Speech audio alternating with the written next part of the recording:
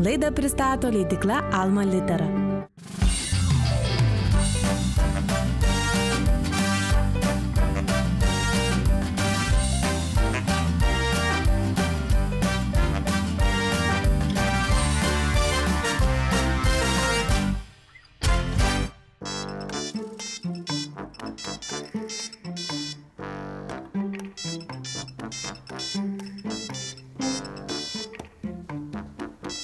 Mano kairė ausis kažką girdi.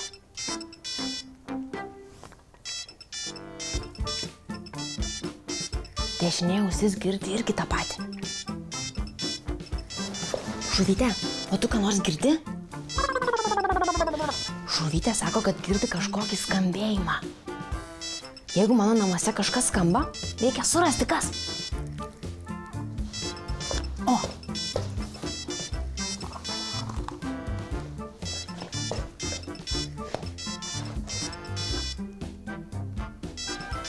Čia nesigirdi.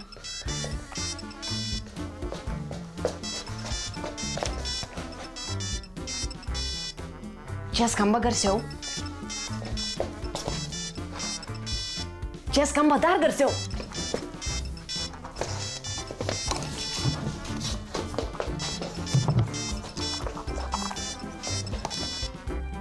Čia skamba garsiau už lėktuvą. Telefonas! Skambantis telefonas! Klausau. Alio, alio! Kas čia kalba? Sveika, kakė makė, čia aš, netvarkos nykštukas.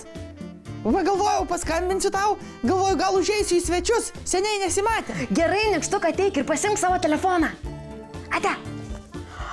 Gera idėja. Surengsiu telefono vakarėlį ir pasikviesiu dar daugiau draugų. Alio, alio, ar čia kalba Čiūčia? Čiūčia, kviečiu tave į savo telefonų vakarėlį. Būtinai pasimk telefoną ir ateik. Gerai, labai lauksiu. Ate. Taip. Visi. Ir kėdė tinginiai. Labas, kakė makė. Visi. Būtinai. Žinoma. Nu, nemanau. Tai tu atsinešk, labai bus smagu pamatysi. Taip. Ne, viskas tvarkoj. Taip. Gerai. Aha. Kėdė tinginėje, sakau, bus. Čiūčia bus, tikrai Čiūčia. Nykštukai? Ką čia darai? Ką darau? Atėjau į tavo telefonų vakarėlį. Oho, ką tu čia turi rankose? Telefoną? Telefonas? Kas šiaip ir telefonas? Niekada tokio nemačiau. Toj, kakė makė, negi tau mama ir tėtis nepasakojo, kad anksčiau tokių telefonų nebuvo, va tokių nešiojamų, o buvo tik tokie nenešiojami, kur reikia paimti ragelį, surinkti telefonų numerį ir tada alio. O tai tu nori pasakyti, kad visai senoviai nebuvo telefonų? O, tuoj aš tau papasakosiu. Seniai, taip seniai, kad dar turbūt nieks neatsimena, žmonės vienas kitam žinutę siųsdavo laužo pagalba, dūmais. Va, 3 dūmų debesėliai galėjo reikšti po 3 dienų. O vėliau? O vėliau žmonės siųsdavo vienas kitam žinutės per pasiuntinius. Vienas vyras kartą nubėgo iš maratono lauko 42 kilometrus, kad perduotų žinutę savo valdovui. Ir nuo tos dienos šita distancija vadinasi maratonas. O dar vėliau? O dar vėliau žmonės sugalvojo, kad žinutę galima užrašyti ant popieriaus, įdėti į voką ir tada įmetus į pašto dėžutę. Va. Čia yra pašto dėžutė, įmetus laišką į pašto dėžutę. Laiškininkas greitai neša tą žinutę, tavo laišką į kitą vietą. Ir šitą laišką pasiima kitas žmogus kitoj vietoj. O šiandien Aš savo žinutės gaunu telefone. Bet įdomu, kaip jos čia atsiranda. Labai geras klausimas. Tuoj bėgu ir viską įsiaiškinsiu.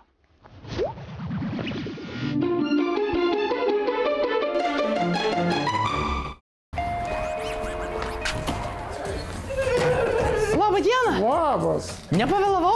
Ne, kaip tik žinok, mes vaikams ruošiamės papasakoti, kaip veikia telefonai, o čia žiūrėkit, ateina nykštukas. Oi, taip. Anksčiau telefonai buvo tokie. Jie buvo dideli, sunkus ir su mygtukais. Šitas įdomus, labai įdomus, norėčiau Taip. Arba toks telefonas, jūsų tėvai ir jūsų seneliai tokius telefonus tikrai turėjo. O dažnai tėveliai kalba su telefonu? Taip.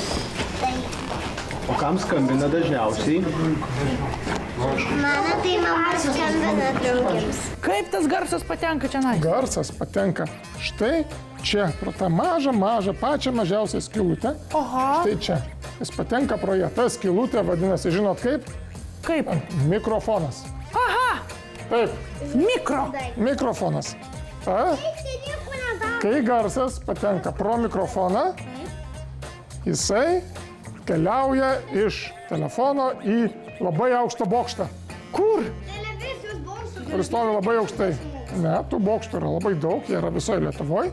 Ir tie bokštai vadinasi mobiliojo ryšio antenos. O pats balsas keliauja radio bangomis.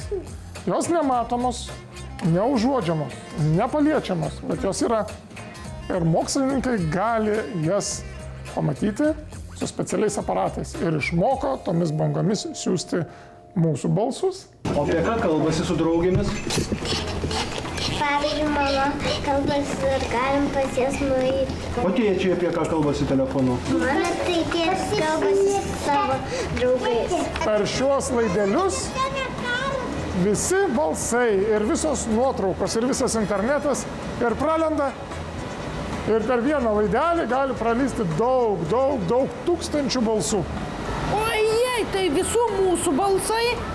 Gali tilpti vieną vienintelį laidelį. Vieną vienintelį laidelį. Taip, vieną iš šitų laidelių.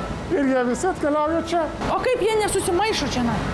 O jie nesusimaišo, nes jie yra labai gražiai atskirti. Kiekvienam laidė yra dar daugybė mažų siūlelių. Per kiekvieną siūlelį keliauja balsas. Ir kiekvienas žino savo takelį. Kiekvienas balselis? Kiekvienas balselis žino savo takelį. Ar telefonai yra brangus? Taip. O kuris yra brangiausias?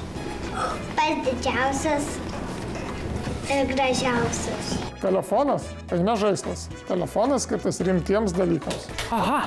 Juo galima paskambinti, kai kažkas nutiko svarbaus, kai reikia pasakyti kažką ypatingo, Taip. pavyzdžiui, kad pasiilgai, arba kad kažkas nutiko. Arba kartą aš tave Arba kai myliu. tėveliai leidžia, galima paskambinti seneliams, arba kakį-makį. Tu sakai klausau, aš sakau alio. Ir viską pasakau. Tu sakai alio, aš sakau klausau. Viską pasakau. Mama labas, tėtis sveikas. Aš esu išmanus vaikas. Adi labas, mama labas. Aš esu išmanus vaikas. Patokia Paplokit pinelė. nykštukui, vaikai.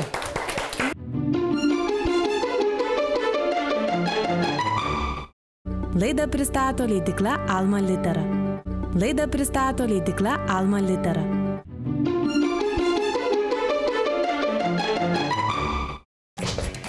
Žiūrėkit, bičiuliai, kiek draugų susirinko į mano telefono vakarėlį. O vakarėlio taisyklės tokios. Kiekvienas pasiima telefoną ir kalba su juo tol, kol vakarėlis baigsis. 1, 2, 3. Pradedam.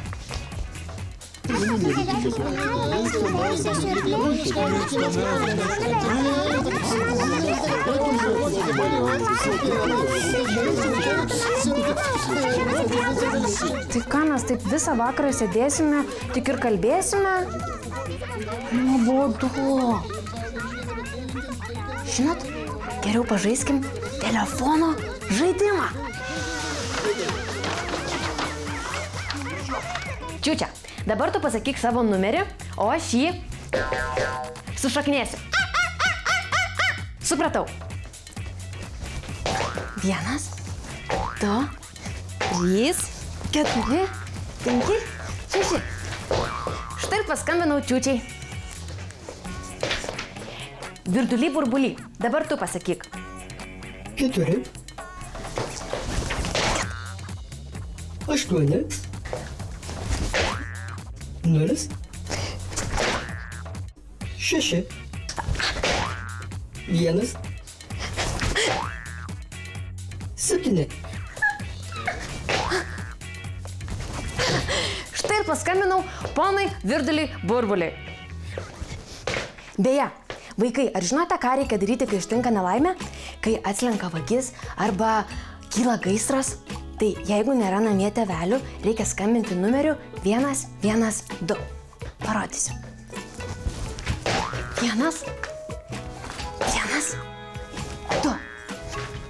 Tik atminkite, niekada neskambinkite šiuo numeriu be reikalo, nes galite sutrukdyti tam, kam labai reikia pagalbos.